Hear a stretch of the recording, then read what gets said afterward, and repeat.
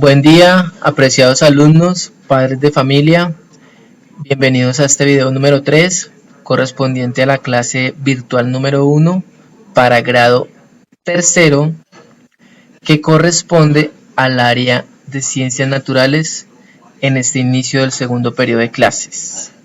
Continuando con el repaso y la revisión de las guías de trabajo que desarrollaron los alumnos en casa, vamos a abordar la última guía, a recordar, que corresponde al tema tablas y gráficas de resultados.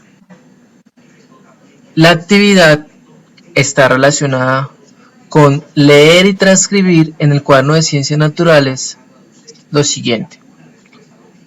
Un concepto que yo quiero socializar, compartir con mis estudiantes, que es el siguiente: interpretar y analizar los resultados de un experimento o una investigación es más fácil cuando los resultados están bien organizados.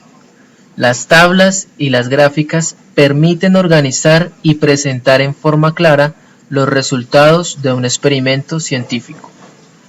Vamos a desarrollar un ejemplo para poner en práctica este nuevo tema. Entonces, el ejemplo es el siguiente. La profesora Claudia les pidió a 4 estudiantes que se tomaran el pulso en estado de reposo, es decir, quietos. Luego, les pidió que corrieran 2 minutos y volvieran a tomarse el pulso. Sandra, Carlos, María y José hicieron la siguiente tabla para registrar los datos que obtuvieron antes de correr y después de correr. Es decir, que están organizando esa información. Vamos a ver de qué forma Sandra, Carlos, María y José organizaron esa información en relación a tomar el pulso en estado de reposo y a tomar su pulso cuando se les pidió que corrieran o después de correr. Tenemos la siguiente tabla, en donde tenemos una columna, 2 columnas, 3 columnas. En la primera columna están los nombres, en este caso de Sandra, Carlos, María y José. Y al frente tenemos una columna que hace referencia a las pulsaciones en reposo. Y la otra columna tiene la información de las pulsaciones después de correr. Dice lo siguiente: a partir de los datos obtenidos, Sandra realizó una gráfica y Carlos realizó otra para representar los datos. Entonces, tenemos primero que tener en cuenta que esta columna es una información relacionada con las pulsaciones en reposo y esta otra columna es una información relacionada con las pulsaciones después de correr. Por ejemplo, Sandra presentó 71 pulsaciones en reposo y Sandra presentó 92 pulsaciones después de correr, es decir, que aumentaron sus pulsaciones. Igual sucedió con Carlos. En estado de reposo presentó 68 pulsaciones y después de correr presentó 95 pulsaciones. María presentó 71 pulsaciones en reposo y 98 pulsaciones después de correr. En el caso de José, presentó 65 pulsaciones en reposo y José presentó 84 pulsaciones después de correr. Si nos ponemos a mirar y a comparar esta información de esta columna con esta información de esta otra columna, nos damos cuenta que el simple hecho de que se tomaran las pulsaciones después de correr aumentaron las pulsaciones. En todos los casos, tanto en el caso de Sandra, en el caso de Carlos, en el caso de María y en el caso de José. En todos los 4 casos, las pulsaciones después de correr aumentaron. Entonces, a partir de los datos obtenidos, Sandra realizó una gráfica y Carlos realizó otra para representar los datos. Antes de continuar con la explicación, quiero dejarles en claro un concepto bien importante. Entonces veamos. ¿Qué son las pulsaciones? El pulso es un movimiento arterial generado por los latidos cardíacos y sirve como medición del mismo. Es decir, que es un movimiento de nuestras arterias y es generado por el movimiento de nuestro corazón. En otras palabras, son los latidos del corazón que genera que las arterias, recuerden que las arterias son unos pequeños conductos por los cuales circula la sangre dentro de nuestro cuerpo. Las arterias se expandan y contraigan al tiempo que la sangre circula por el organismo o por todo el cuerpo. Es un concepto que deben tener en claro. En otras palabras, hablemos desde la parte médica. En medicina, el pulso de una persona es la pulsación de sus arterias como consecuencia de los latidos del corazón. Puede sentirse en el cuello, las muñecas y otras partes del cuerpo. Cuando nos ubicamos nuestros dedos en el cuello, sentimos cómo la sangre pasa a través de la arteria. Igual también lo hacemos en la mano y en otras regiones de nuestro cuerpo. Entonces, ya teniendo en claro este concepto, continuemos. Entonces, esta es la gráfica que creó María.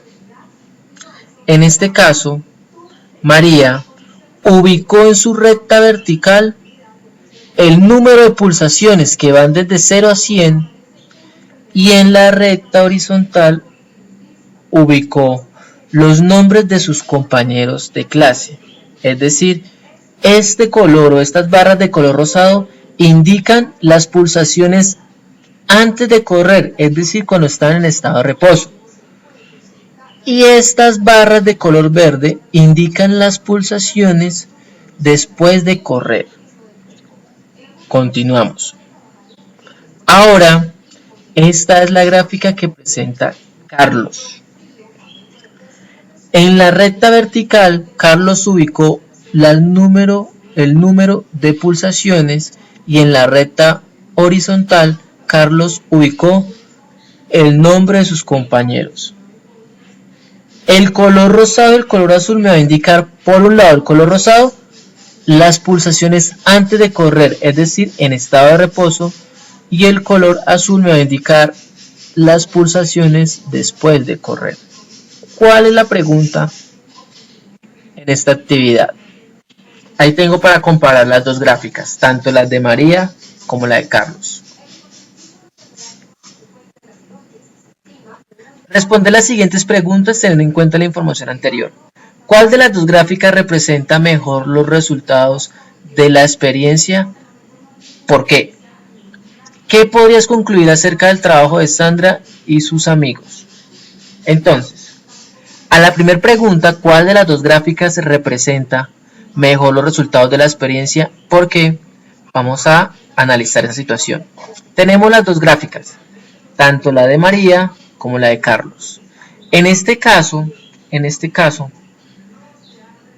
a mi parecer, la gráfica que mejor representa estos resultados por su orden, por su organización, es la gráfica de Carlos. ¿Por qué? Porque me permite comparar los dos valores, tanto el valor rosado que corresponde a las pulsaciones en estado de reposo, con el valor azul que corresponde a las pulsaciones después de correr, es decir, están una frente a la otra y me permite comparar. Por ejemplo, Sandra en estado de reposo tenía unas pulsaciones por encima de 70, y después de correr esas pulsaciones están por encima de 90. En el caso de Carlos, sus pulsaciones en reposo están por debajo de 70, por debajo. Y después de correr, sus pulsaciones suben hasta más o menos 95 pulsaciones. Y si nos podemos analizar las de María y las de José, también nos permiten comparar. Aquí también están las pulsaciones rosado, pulsaciones en reposo, y verde, pulsaciones después de correr, pero esta gráfica lo muestra mucho más organizado, mucho más orden. Es decir, que esta sería la gráfica que mejor representa en cuanto a orden y organización los resultados obtenidos de la experiencia de estos estudiantes con su profesora. Ahora, el por qué. Porque nos permite comparar las dos pulsaciones, la primera en estado de reposo y la segunda después de correr, comparar una al frente de la otra.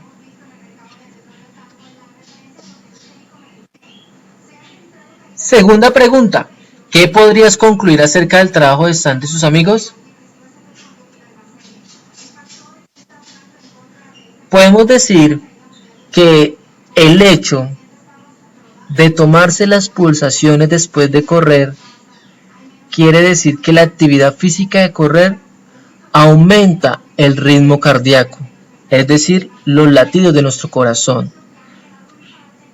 Cuando los latidos de nuestro corazón aumentan, el ritmo cardíaco aumenta, el movimiento de la sangre, o en otras palabras, el flujo de la sangre es mucho mayor, es decir, necesita enviar mayor cantidad de sangre, el corazón envía mayor cantidad de sangre a nuestras piernas, a nuestros músculos, a nuestros huesos, a las partes de nuestro cuerpo que está realizando la actividad física, en este caso correr.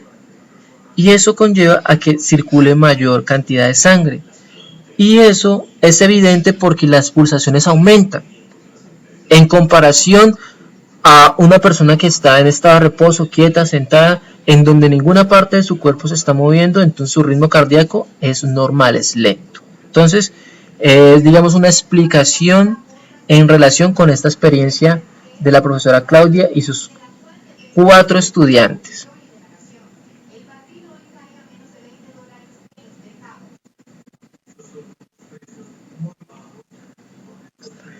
Para finalizar nuestra primera clase de Ciencias Naturales con grado tercero, en el inicio de este segundo periodo, quiero compartir con ustedes una información muy importante.